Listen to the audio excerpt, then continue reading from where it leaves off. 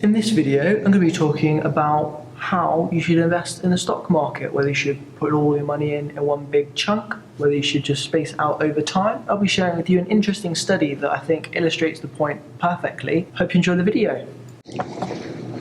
So the study I really want to talk about is super interesting. I'll take you through what it was, what it found, and how that informs my investing practice and what I think the takeaways are from it. So do stick around for those little nuggets of knowledge. So the study was done by Charles Schwab. Yeah, Charles Schwab, which is an American investing company platform institution. And they did research looking at 5 hypothetical investors who all had $2,000 to invest every year. They all invested every year for 20 years, and they all held their investments. They didn't sell anything.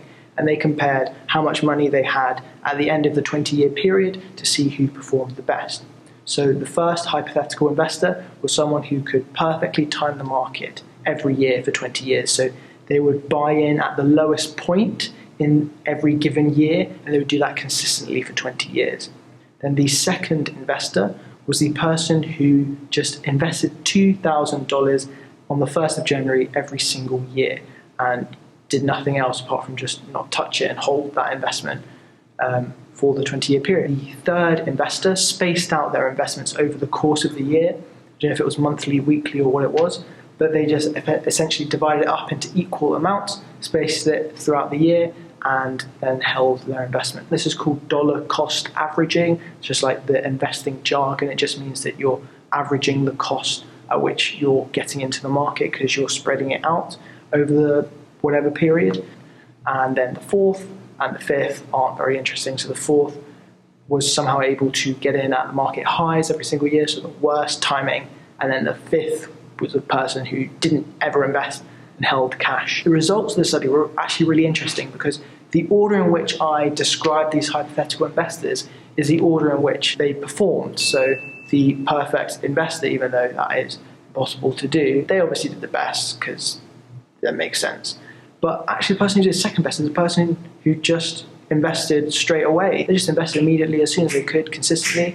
And because the market goes up over time, it sort of makes sense. You're getting in at this lower point instead of spreading it out and getting in at more expensive prices. You haven't seen videos explaining why the market goes up all the time? Check that out. So that was really interesting. And then the third best is the person who just spaced their investments out evenly. And that's also a really good way to go as well. There's nothing wrong with that. And the reason I say there's nothing wrong with that, that's equally good, is because they actually gave the amounts that these theoretical investors ended up with after the most recent 20-year period at the time. So I think the study was done in 2013, so the most recent period was 2012, 20 years backwards, 1993. So 1993 until 2012, the first investor ended up with $87,000 or thereabouts. And then the person who just invested immediately every year on the 1st of January ended up with $81,500.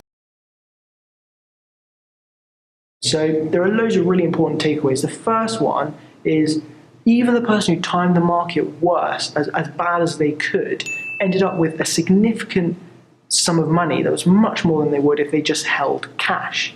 Then the other really interesting thing is that the person who just invested straight away did better than anything else you could have possibly done. And the reason I say more often than not is because in this research they also compared other 20-year periods. They compared 68 20-year periods between 2012 and 1926. Is that right? And what they found is that 58 out of 68 of those times, that order of ranking, that order held true. So yes, dollar cost averaging is a very good thing to do. But if I had a lump of money, then I think the best thing to do would to be brave and to put money into the market. Again, this is not financial advice. Please do your own research and your own thinking. Don't listen to anything I say. The third thing I thought about is, well, if I don't feel comfortable putting all of my money in the market, even though that's what the data says is the best thing to do more often than not, then dollar cost averaging or splitting it into even investments over a period of time is also perfectly acceptable and a perfectly good thing to do. And that's all I'm going to say on that. If you want to hear more about dollar cost averaging, please do subscribe. We'll be making a video talking about that more in depth if you're interested. Please remember to like if you haven't already, and check out a playlist I'll put on the screen which will take you through 3 short videos about index fund investing to get you started if that's what you're looking to do. Thank you again for watching, and I'll see you in the next video.